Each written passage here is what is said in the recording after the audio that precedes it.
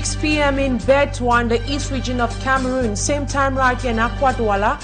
Good evening, ladies and gentlemen. Thank you so much for joining me on this edition of the 6 p.m. primetime newscast on Equinoxe television.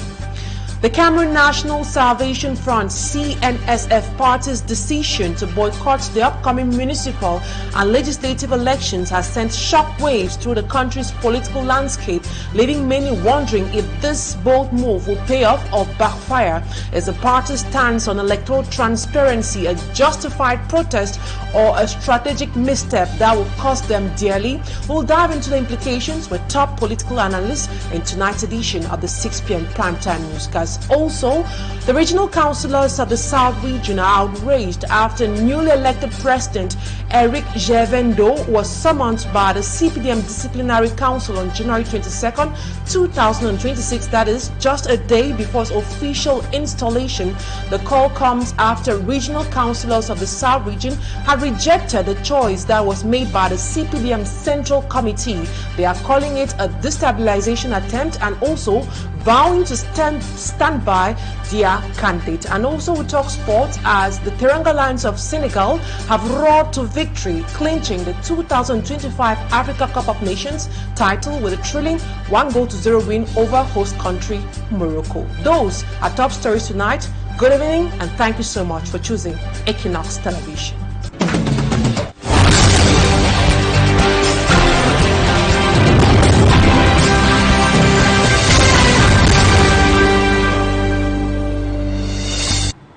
You're just joining us, then you're watching the 6 p.m. primetime newscast, and for presentation, I am Immaculate Fogwe. Residents of Limbe and Mamfe in Cameroon's southwest region are fed up with prolonged power outages, with some areas going without electricity for over 6 months. The situation escalated into protests with locals blocking roads to demand resolutions. Authorities intervened, promising restoration soonest. But how soon is soon? Answers with Malaglary. With placards and peace plans, the people of Mamfe marched on major streets protesting over the absence of electricity for the past 7 months in several neighborhoods. They let Mamfe for 7 months, and somewhere like in a commercial area, and that's why we come up with road for can protest. But see if we government official if we can travel help we, but talk with some people them, me then give me like a situation which they say has negatively affected their economic activities.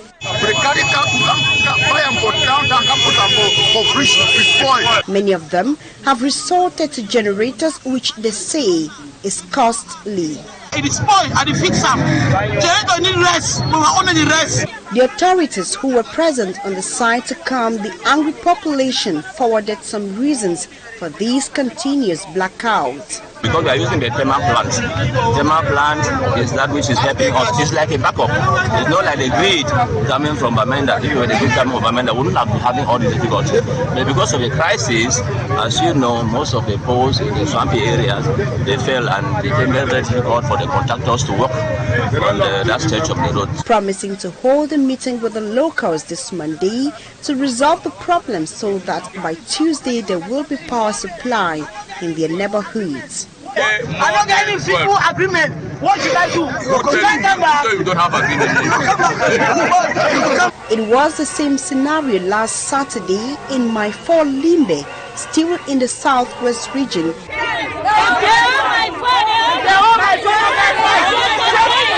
As demonstrators blocked circulation of vehicles across major roads in a way to mount pressure on authorities of the electricity distribution company and also the local administrative authorities to restore electricity. The divisional officer of Limbe 1, Moni Innocent Nanje, in a way to bring peace and serenity, promised measures will be taken before Tuesday.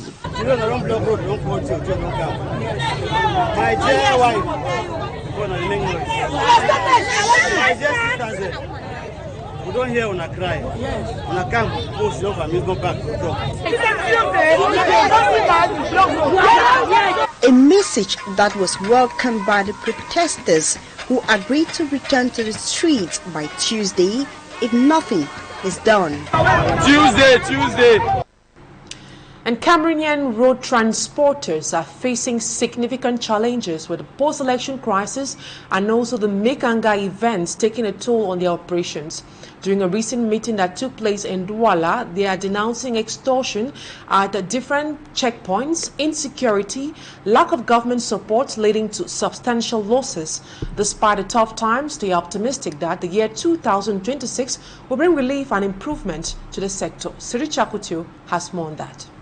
Road transport is one of the sectors that has been heavily impacted by the post-electoral crisis. The event in Menganga, a few weeks later, further compounded the losses stemming from this crisis. You saw how violent it was. The transporters lost about 40 trucks and we don't know who will bring them back, not to mention the destruction of our goods.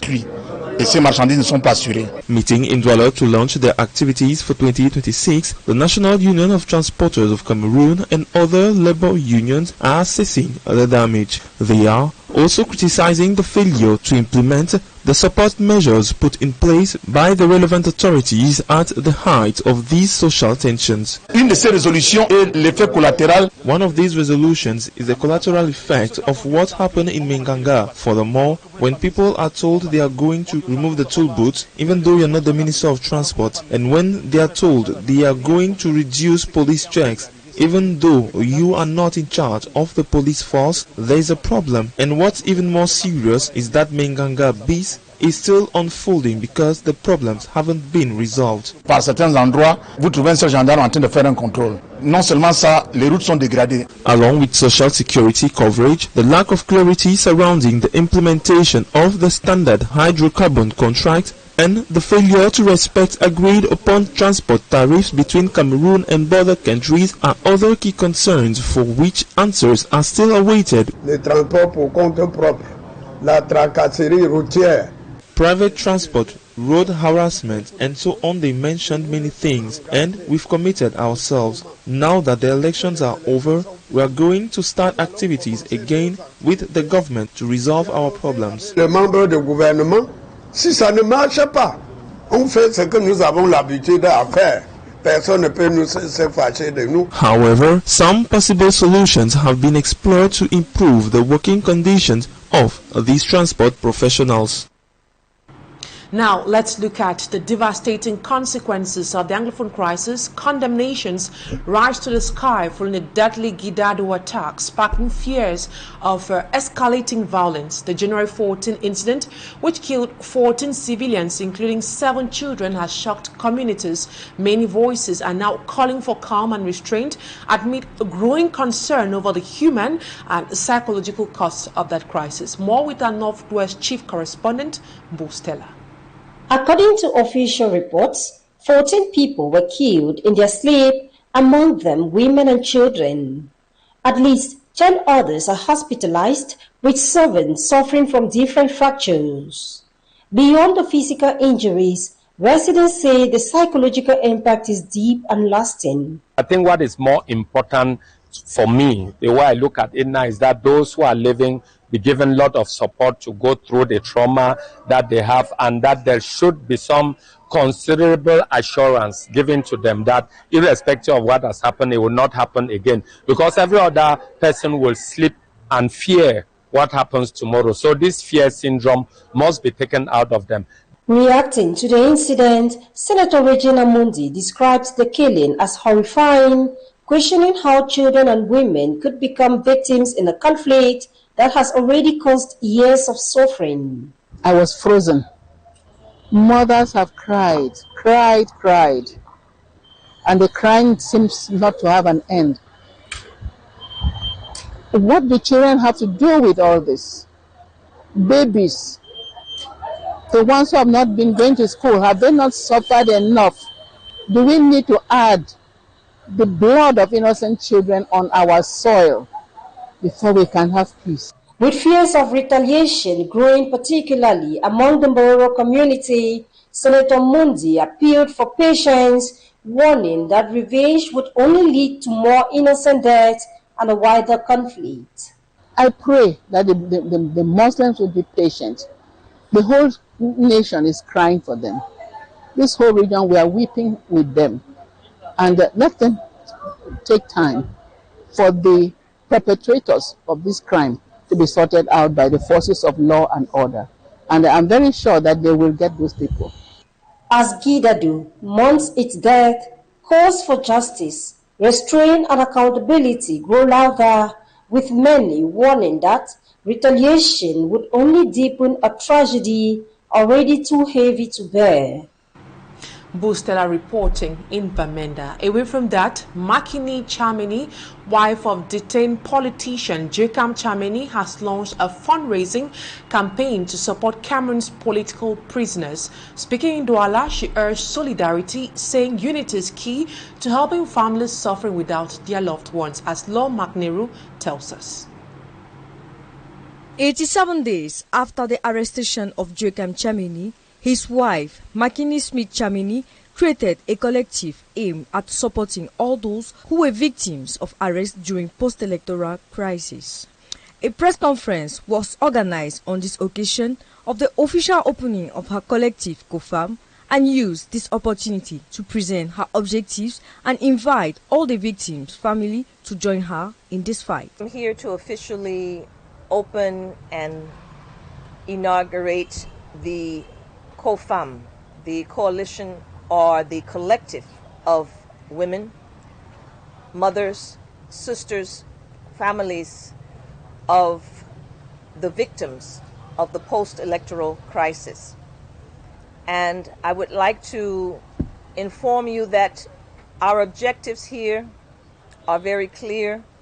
They are to provide solidarity between those parents, mothers, sisters, and victims of the political crisis, post-electoral. Also to provide humanitarian and legal assistance to those persons that have been in prison for their opinions. Thirdly, to work together to liberate and to free those political prisoners, because that's what they are. The main actions were well known during this conference and the strategies to make it work. These are the actions that we're planning, and we're trying to do these actions because those actions in themselves are not small. To say we're going to now apport to bring humanitarian aid to the prisoners of post-electoral crisis, it's a big task because they're not 2 or 3. We're talking about hundreds, and there were previously thousands of persons arrested. So it is a big task that we're starting this week. That's why I'm counting on you, the media, to get that information to them. And if we have the funds, the support from everyone to be able to go out and reach the others, we will do that. But we're really relying on the media to get that information to people that are far from Douala. Anise George Ekane, dead on December 1st, 2025, was sick and neglected by the government, she says. Joachim Chamini, according to her explanation, is not in a better condition at the central prison of Kondengi in Yaoundé. Monsieur Chamini a de moral. Son moral est haut, mais sa santé n'est pas si haut. Et donc, je suis toujours... The moral situation of my husband is stable, but his health condition is that which worries me a lot, because he does not have proper medical care.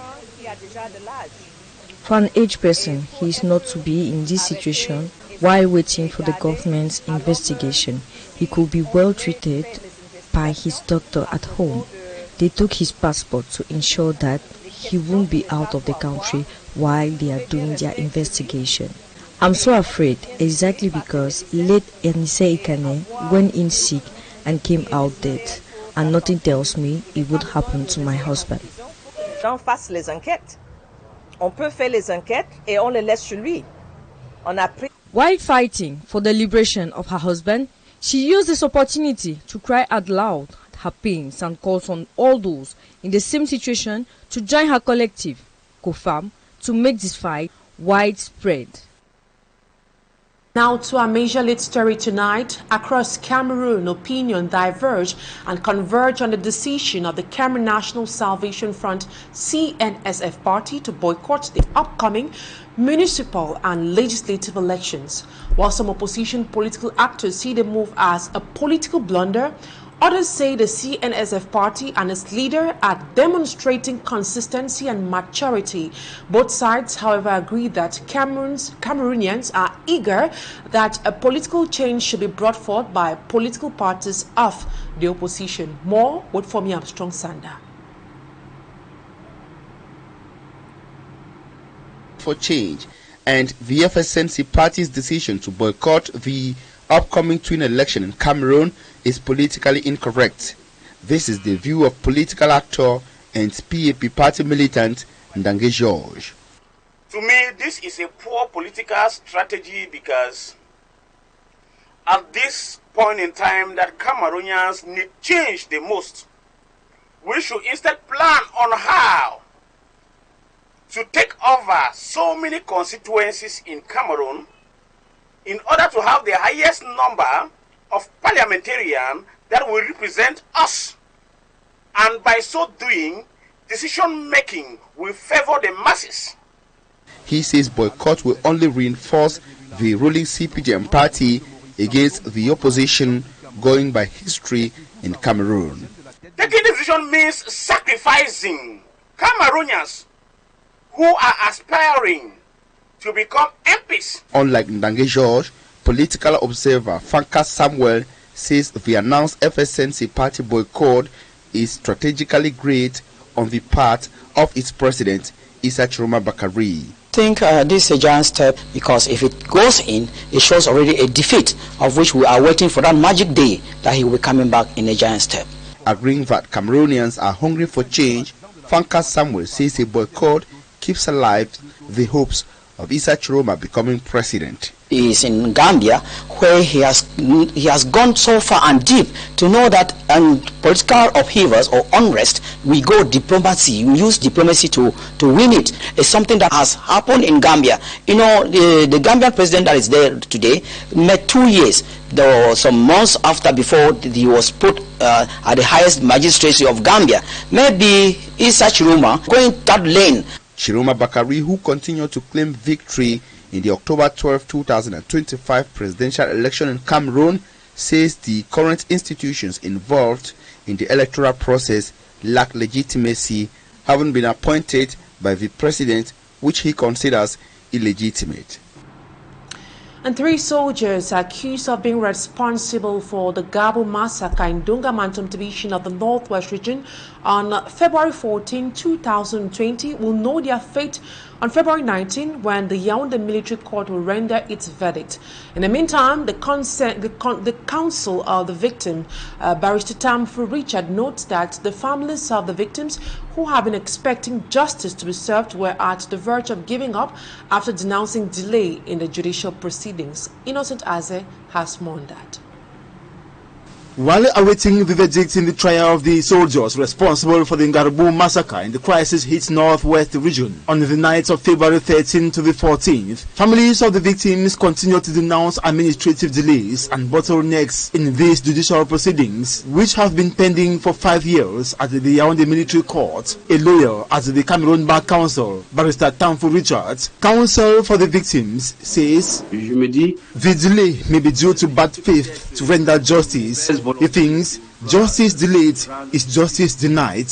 Pourquoi cette lenteur? C'est la question également que moi, avocat, dans ce dossier et d'autres aussi se posent. Without having received a single franc in compensation for their loved ones, the families have almost lost hope in this never-ending trial, which cost them a fortune in repeated travel from the Northwest region to Yaoundé, Central region and back. La distance où Judging the case in Yaoundé has cost families of the victims a lot in terms of expenditure, as they were obliged to travel from Garbu in the Dogamantung division, Northwest region to Yaoundé to attend court hearings.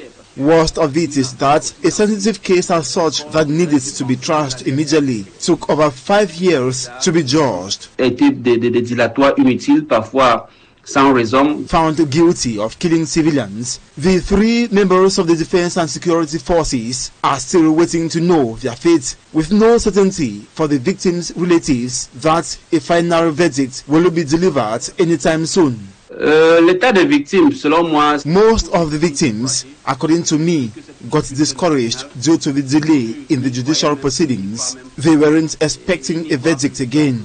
I lost track of most of them who got discouraged as they could no longer bear the heavy transportation cost from Garbo to Yaoundé and back. N'est même plus la main mise sur eux parce que ils se sont découragés et ne pouvaient plus supporter le coût financier des venues aux audiences. It should be recalled that 13 lives were wasted, including 10 children and 3 women, by soldiers whose fate will be known on February 19th when the verdict of the delayed trial will be passed at the Yaoundé Military Court. And away from the Anglophone crisis, the regional councillors of the South region have been informed that the recently elected president of the South Regional Council, Eric Jevendo, has been summoned to the Cameroon People's Democratic Movement CPDM Disciplinary Council on January 22nd, 2026.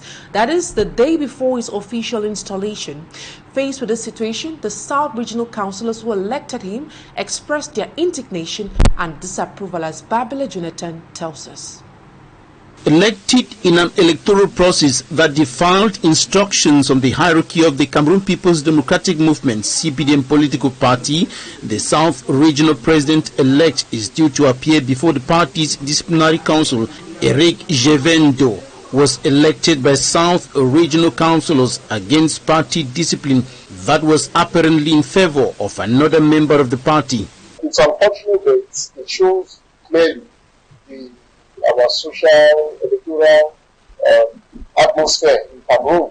You know, the CPDM is notorious or noted for this handpicking people to represent them. Observers are now questioning if party discipline or party internal rules and regulations are above the laws of the land and international legal instruments guaranteeing the civil and political rights of citizens. We have party politics on one side and we have human rights, political rights on the other side, and the South Africa is extremely complex. The aim of every election is to get a person that is being chosen by the population to represent them. And so if you force a candidate on the people, anyway, you know that not change the CPDM. They force everything to us. They force the president, they force the parliamentarians, they force the Senate. And so you should not be surprised that at that level they are forcing something to the population. It's going to be counterproductive if they choose somebody who is not the person that the population or those who are the electorate actually voted. The councillors of the South region have expressed their indignation and disapproval. They remind everyone that they voted for Eric Jevendo for a 5-year term and that they will not tolerate arbitrary decisions undermining the will of the voters. And authorities in Cameroon's northwest region have formally recognized a group of police officers for their service in Bamenda amid ongoing political and social tensions. The officers were honored for their dedication to maintaining peace and security in that city. Stella has more. Beyond their daily duties of maintaining law and order, 13 police officers have been involved in operations that dismantled separatist activities in the region, work that authorities say has contributed to the safety and security of the city.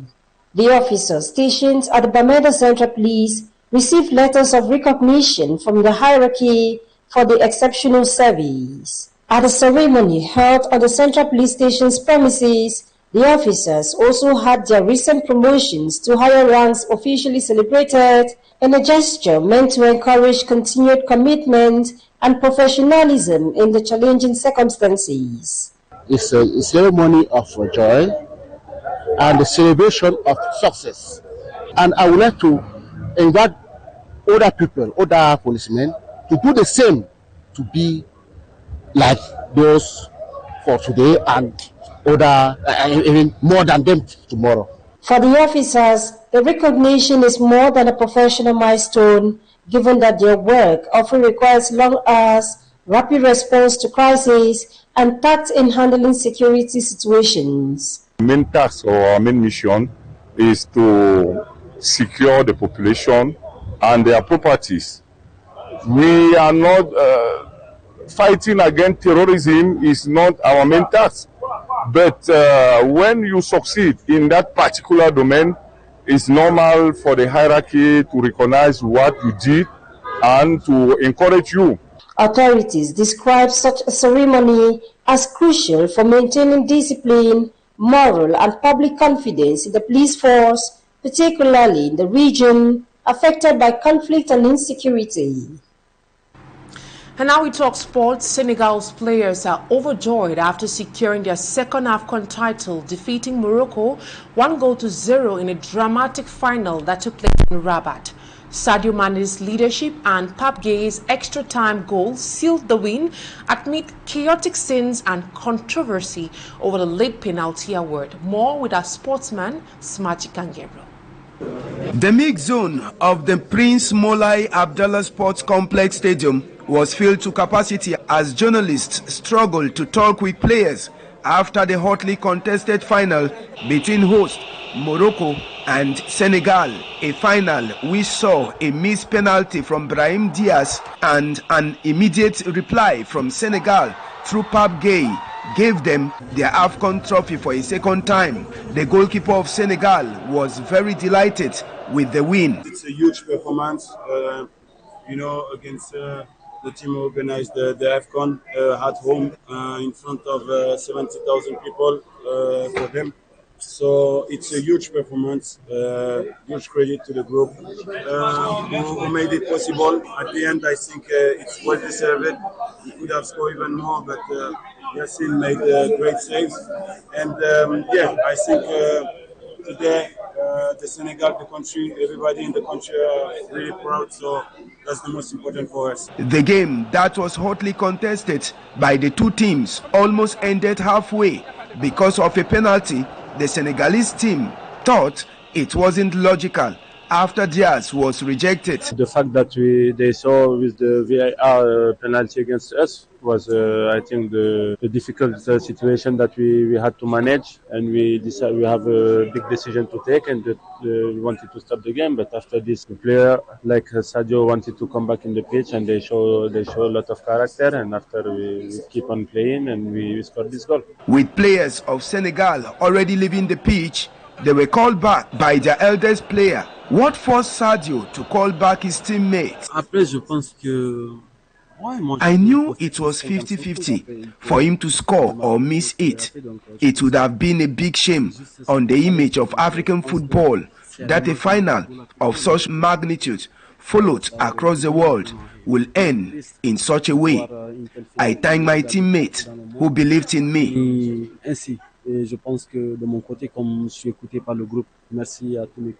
Tanzania, Uganda and Kenya, who will be hosting the 36th edition of the AFCON, were handed the flag to start preparation for the 2027 edition. And still in sports, the Confederation of African Football, CAF, has published a statement condemning the actions that took place during the final of the Africa Cup of Nations on Sunday night. While condemning the act, CAF says they are giving investigation to the appropriate department for sanctions to be given out. Our reporter Smaji Kangable comes back to some of the actions that almost marred the AFCON final. His report. It will be one of the AFCON finals that won't be forgotten soon after on-the-pitch incident marred it. It all started at the 96th minute of play when the central referee gave a penalty to host Morocco after a player was allegedly brought down in the 16.5-meter box of goalkeeper Edouard Mendy. The penalty the Senegalese team saw as unfounded forced teammates of Sadio Mane to abandon the pitch. As the players leave the pitch, at the tribune, supporters of Senegal fought against the stadium stewards. The fight caused some of the stadium stewards to be injured and taken urgently to the hospital. After over 10 minutes wasted, Sadio Mane manages to convince his teammate and brings them back to the pitch. 90 plus 24 minutes, Edouard Mendy picked up the Panenka of Brahim Diaz, and the Prince Mola Abdallah Stadium was silenced when Pape Gueye scored a stunner which turned to be Senegal's winning goal.